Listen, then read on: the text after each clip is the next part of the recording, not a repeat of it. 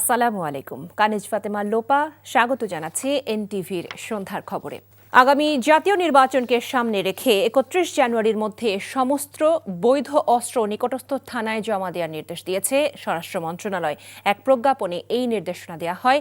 আর নির্বাচন নির্বিঘ্ন করতে সারা দেশে প্রায় ৯ লাখ আইন শৃঙ্খলা বাহিনীর সদস্য মোতায়েন থাকবে বলে জানিয়েছেন স্বরাষ্ট্র উপদেষ্টা জাহাঙ্গীর আলম চৌধুরী। এ নিয়ে দেখুন নজরানা চৌধুরীর রিপোর্ট।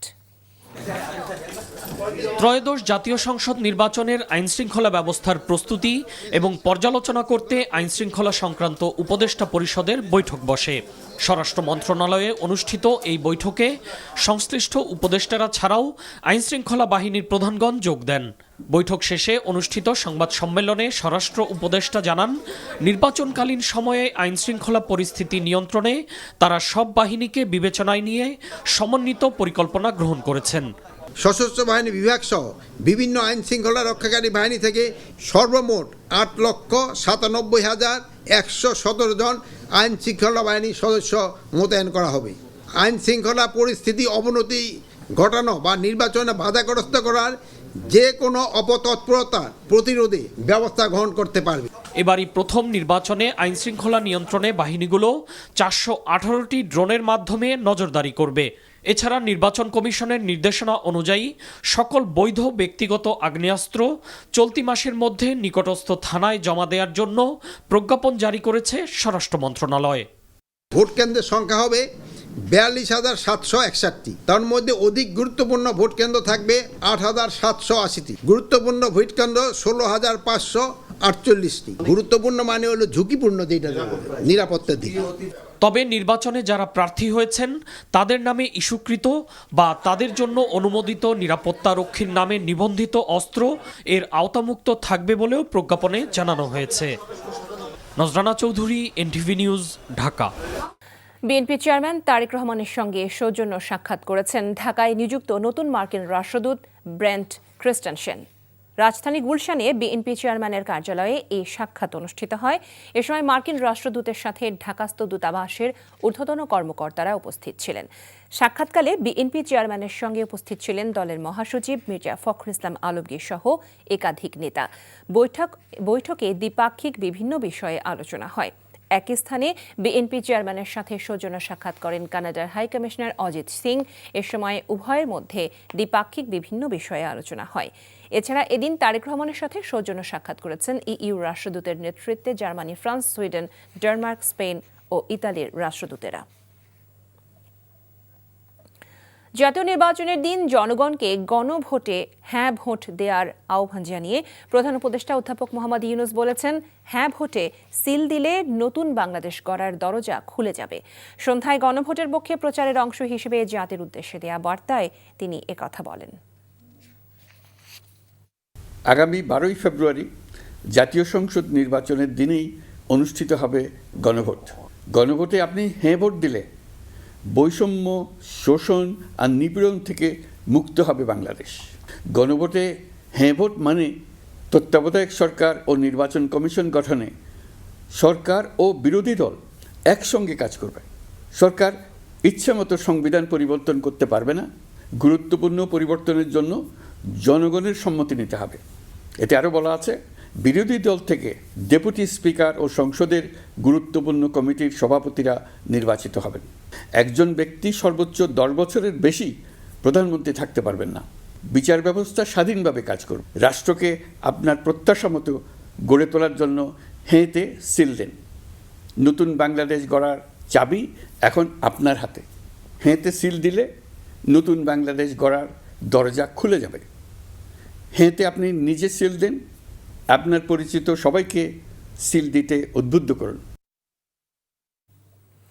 আগামীতে কোনো ইঞ্জিনিয়ারিং নির্বাচন বাংলাদেশে করতে দেয়া হবে না বলে সাফ জানিয়ে দিয়েছেন এনসিপির আহ্বায়ক নাহিদ ইসলাম। বিকেলে রাষ্ট্রীয় অতিথি ভবন যমুনায় প্রধান উপদেষ্টা মোহাম্মদ ইউনূসের সাথে নির্বাচনের সার্বিক পরিস্থিতি নিয়ে বৈঠক শেষে তিনি কথা জানান। বলেন, নির্বাচন কমিশন এ ধরনের চেষ্টা করলে তা প্রতিহত করা হবে। জাতীয় নাগরিক পার্টি মনে করে এবারে নির্বাচন হবে ১৯৯১ সালের মতো সফল নির্বাচন। এছাড়া ইসি যদি মনে করে বাংলাদেশে একটাই দল আছে তাহলে ভুল করবে। নির্বাচন কমিশন তাদের আচরণ পরিবর্তন না করলে 10 দলীয় জোট আন্দোলনে যেতে বাধ্য হবে বলেও হুঁশিয়ারি দেন এনসিপির এই নেতা। নির্বাচন কমিশন পক্ষপাতদুষ্ট আচরণ করছে অভিযোগ করে দলটির মুখপাত্র ও প্রধান নির্বাচন সমন্বয়ক আসিফ মাহমুদ বলেন, নির্বাচন কমিশন দ্বৈত নাগরিকত্ব ও ঋণ খেলাপিদের নির্বাচনের সুযোগ করে দিচ্ছে। আগামীর সংসদে কোনো ঋণ খেলাপি ও দ্বৈত নাগরিকদের দেখতে চায় না দেশের মানুষ। বিশেষত ফলে দ্বৈত নাগরিকত্ব এবং ঋণ খেলাপি যারা রয়েছে, আমরা চাই না এই নির্বাচনে তারা অংশগ্রহণ করুক। আমরা চাই যে যারা নির্বাচনে যে আইন, বাংলাদেশের আইন অনুযায়ী যারা বৈধ হবে তারাই কেবল নির্বাচনে অংশগ্রহণ করুক। আগামীর বাংলাদেশ, আগামীর সংসদে আমরা কোনো ঋণ খেলাপিদের এই সংসদে দেখতে চাই না।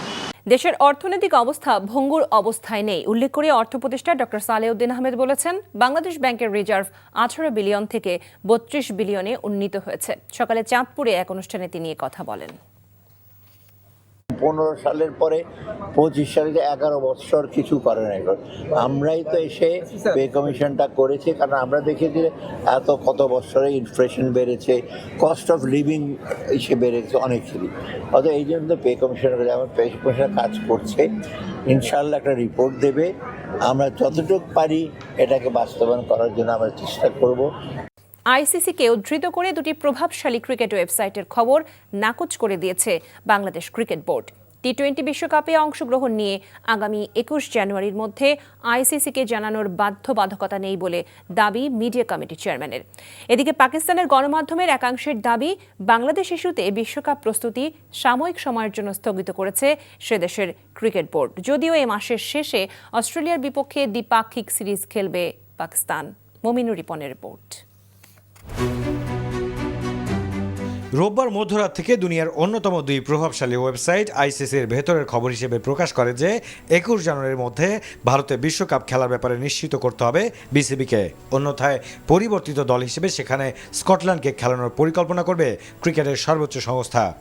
শনিবার ঢাকায় আইসিসি প্রতিনিধি দলের সঙ্গে বিসিবির রুদ্ধদ্বার বৈঠকে এই ধরনের বেঁধে দেওয়ার সময় নিয়ে কোনো কথা হয়নি বলে নিশ্চিত করেছে বিসিবি।